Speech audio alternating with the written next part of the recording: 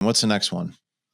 Let's do power of attorney for financial and legal matters. I mean, that one, this one's relatively self-explanatory. It's definitely not the most exciting, but Well, what's this power of one, attorney? What's power of attorney mean? this is going to cover you if you're alive. Mhm. You know, like let's say you're in a coma. Power of attorney gives another person the right to make decisions on your behalf. So in this case, financial and legal decisions. Mhm. Why is that important? I mean, myriad of reasons. Financially, let's say you're the person who handles all the bills and your spouse doesn't know your login.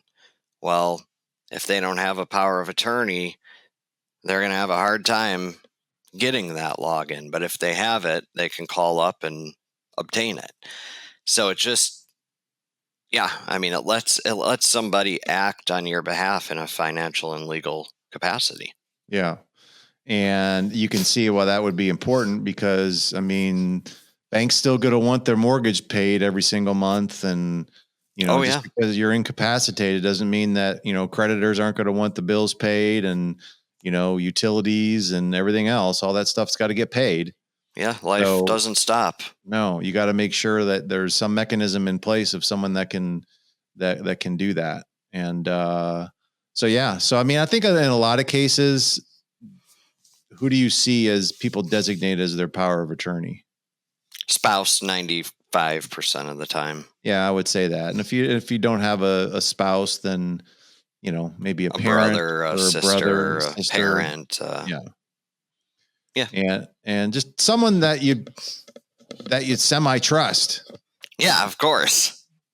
They're going to Actually, have access to all your money. it's actually going to be a little bit more than that. You actually have to trust them a lot because power of attorney is a big deal. I mean, this is how rich people go broke because they give power of attorney to criminals and then they just spend all their money.